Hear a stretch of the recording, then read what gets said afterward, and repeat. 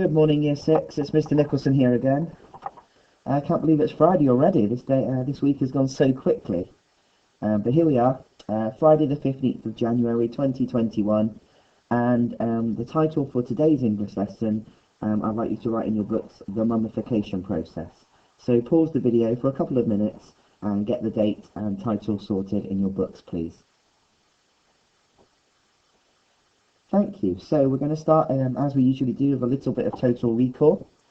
I've got a sentence here that says, William didn't have any cereal in the house, so he went out to buy some cornflakes. And what I'd like you to do is try and find the three determiners in the sentence below.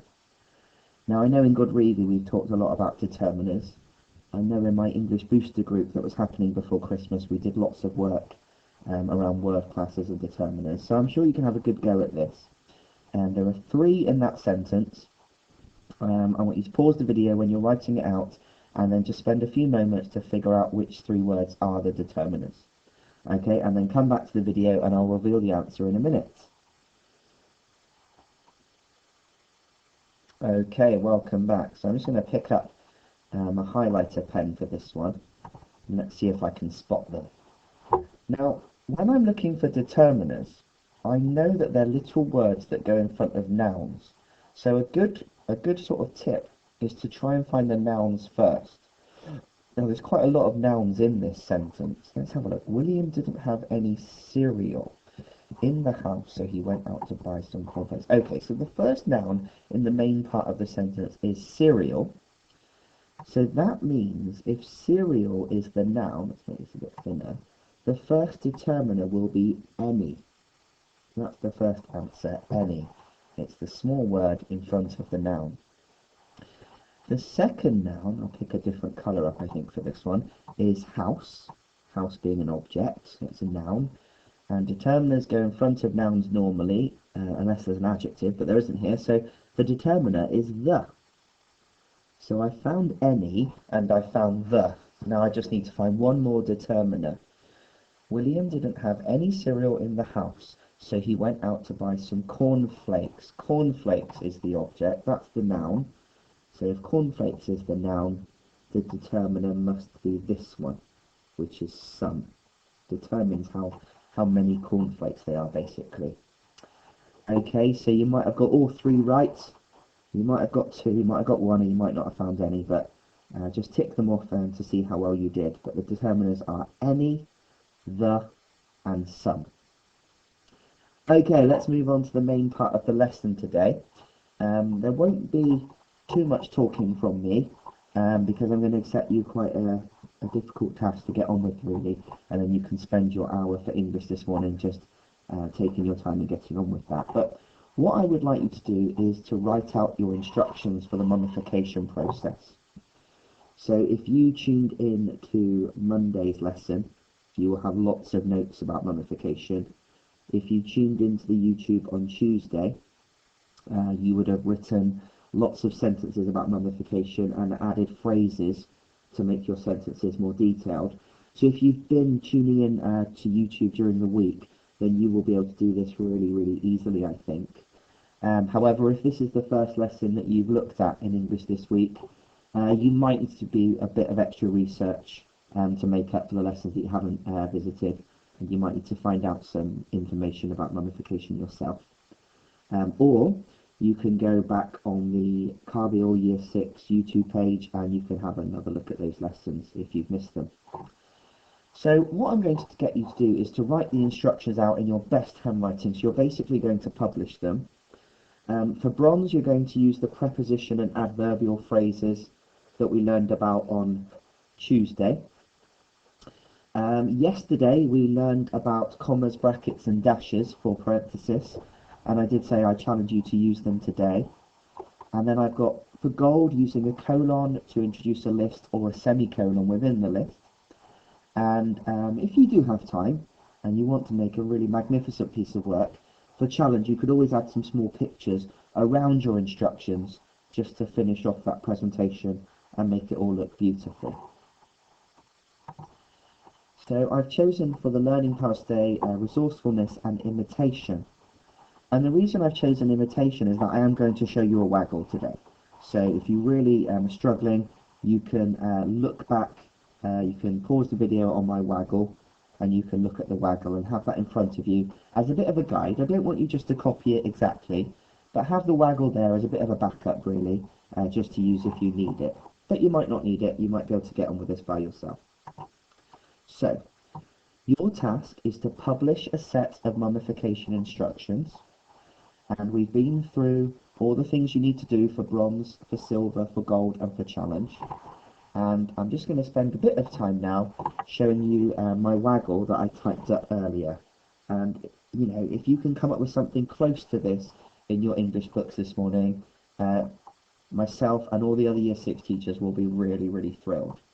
So, this is my set of instructions. And the words in red are because they're words that are on the Year 6 spelling list. So don't worry that they're in a different colour. How to make a marvellous mummy.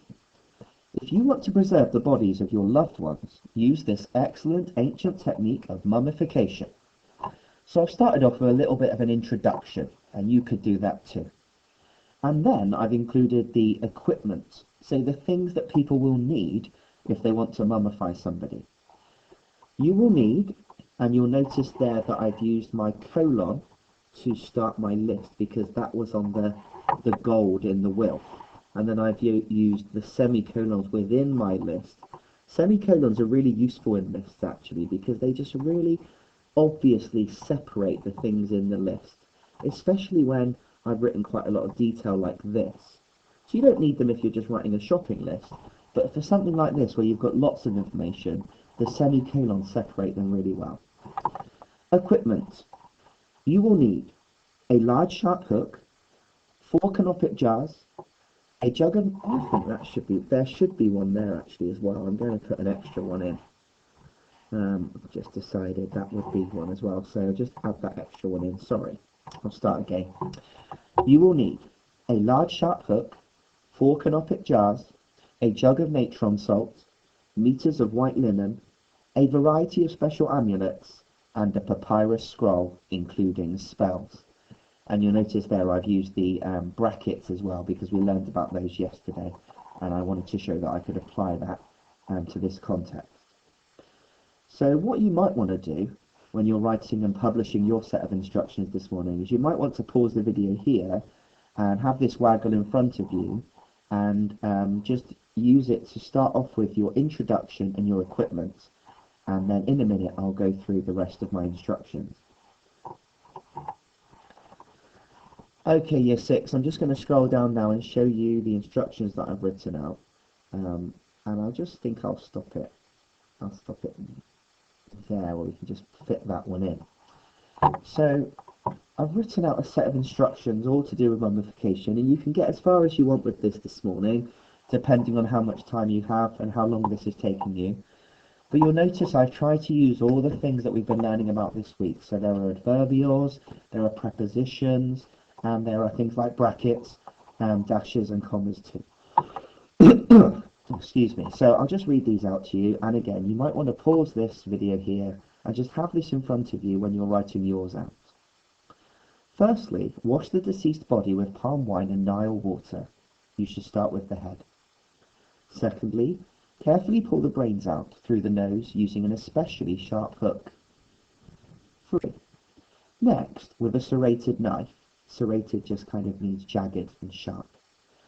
Next, with a serrated knife, cut out the internal organs, including the liver, intestines, stomach and lungs, and place these in canopic jars. Now, cover the body with natron, a mineral salt, and leave it to dry out on a sloping table. After that, stuff the body, after 40 days, with sawdust or other dry materials. At this point, carefully wrap the mummy in linen cloth. You will need to measure to get the right fit. Following this, you may gently place amulets, small objects with different powers, in between the layers of linen. And you get the idea, and I'm just following through the process that the ancient Egyptians used, where we learned about all of this on Monday. And I've just written and published my set of instructions here with a little bit of an introduction and an equipment list at the top. So I want you to have a go at that now. You know, by all means, pause the video here if you need it, but I'm sure some of you have got lots of good notes and lots of good starter instructions in your books already. And I want you to spend a little bit of time creating a set of mummification instructions. And if anyone does a great job, the teachers would love for you to post your work and send it in to us on the chat function on Microsoft Teams, so you can send it directly to your teachers. And I've got to say, we have been so impressed with all the work that's been coming in this week.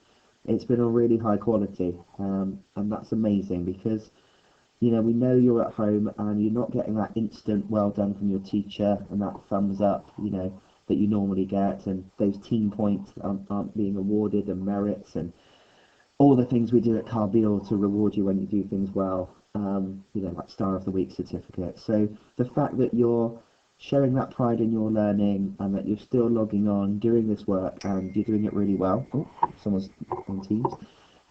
It's just really, really impressive. So well done, everybody. You've worked really hard this week. So just finish off today's lessons and then get a well-deserved rest at the weekend. And I'll speak to you all soon. Okay, take care, everybody. Good luck with that. Goodbye.